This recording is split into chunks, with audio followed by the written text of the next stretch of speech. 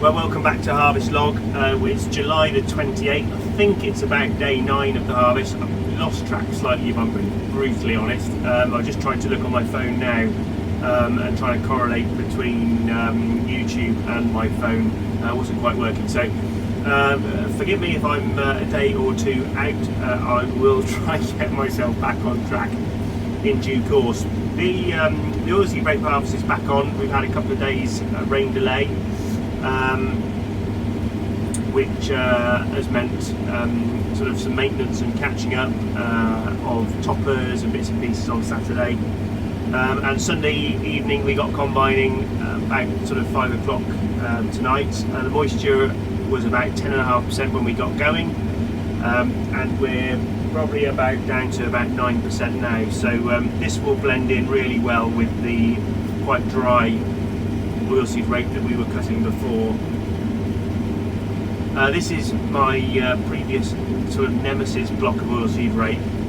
Last 2 times that we've tried to establish it down here, we've really struggled, and that was repeated this autumn just gone as well, with cabbage stem flea beetle. So the field I'm in at the moment, this is one called Single Mead.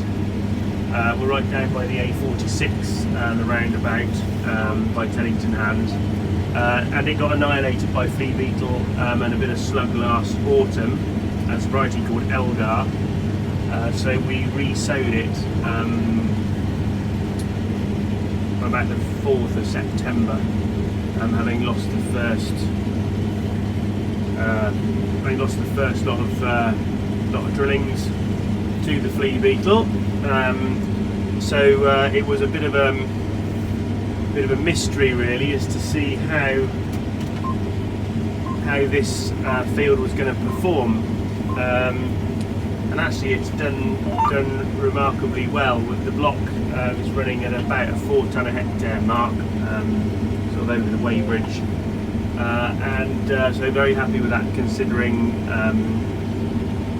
we thought we were going to have to write it off and plant something else earlier on.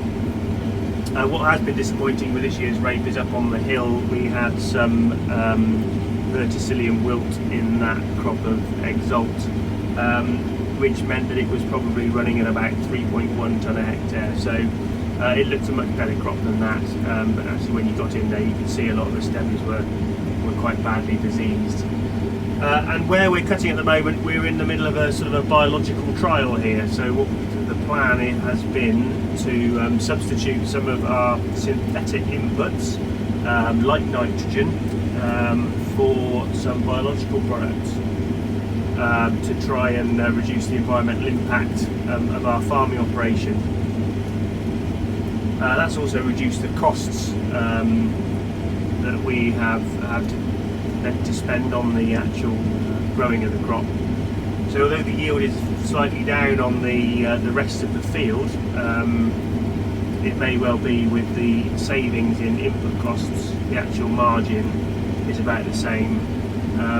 But that's the whole point about trials, I think, is to be able to try and analyse new techniques, new ideas, new thoughts, put them into practice, and see for yourself whether or not on your farm, in your situation, it improves either the quality of the crop or the amount of profitability that you can generate from those fields. So we'll have a look at the data when we get back from the yield combine, and we'll have a look at the oils and what we spend on the crop to see whether or not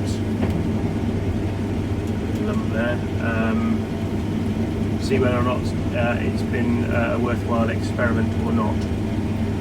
So yeah, we've got after this field 26 hectares of oilseed rape left to cut. Rain is forecast for Monday night onwards, so with any luck, we push on a little bit tonight, we'll get this field done, and then we will hopefully get the rest wrapped up tomorrow. So fingers crossed.